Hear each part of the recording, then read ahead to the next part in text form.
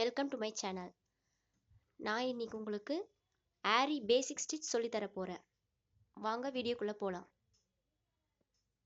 First இந்த நீடியில் வந்து மேலே வச்சு கீழே இன்சர்ட் பண்ணும். கீழே 2 நூல் வந்து முனையில் நாட் போட்டுக்கோங்க. நாட் போட்டுக்கிட்டு விரலில் சுற்றிக்கோங்க. சுற்றிக்கிட்டு இந்த நீடில் இப்படி கீழே விட்டு அந்த நூலை இழுக்கணும்.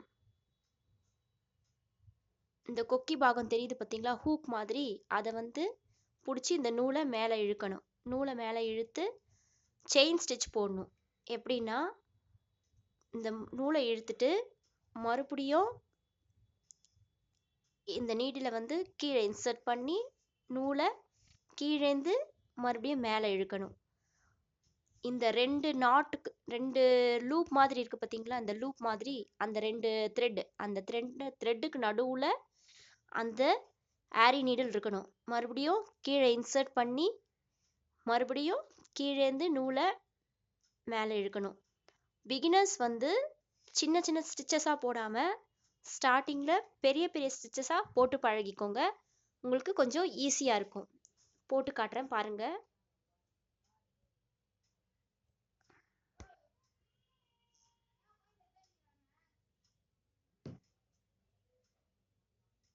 ஸ்லோவாகவே போட்டு காட்டுறேன்.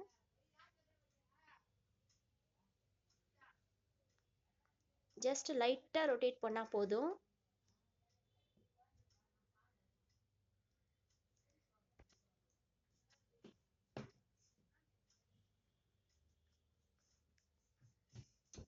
பிகினர்ஸ் வந்து சிங்கிள் த்ரெட்லேயும் போடலாம்.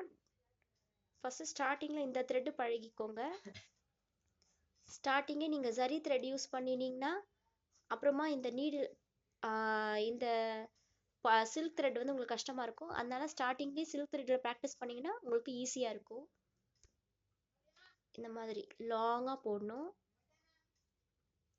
இப்படி உள்ளே விட்டு கீழேந்து மேலே இழுத்து மறுபடியும் கீழேந்து இழுத்து நூலை மேலே விடணும். இப்போ நாட் போடுறது எப்படின்னு சொல்லித்தரேன். பக்கத்தில் இதே மாதிரி இன்சர்ட் பண்ணி கீழேந்து நூலை மேலே இழுத்து இப்படி வச்சுக்கிட்டு இந்த முன்னாடி போட்டோம் பார்த்தீங்களா பேக்கில், அந்த இதை வந்து இப்படி ஹோல்டு பண்ணிக்கிட்டு இதில் இப்படி இழுக்கணும். இழுத்து லைட்டாக இப்படி இது பண்ணால் நாட் விழுந்துடும். அவ்வளோதான், உங்களுக்கு டைட் ஆயிடுச்சு. மறுபடியும் போட்டு காட்டுறேன். மேலேந்து நீடில் உள்ளே விட்டு கீழேந்து இப்படி இழுத்து மேலே நூலை வெளியில் விடணும். நெக்ஸ்ட்டு இப்படி லாங்காகவே போட்டு பழகிக்கோங்க.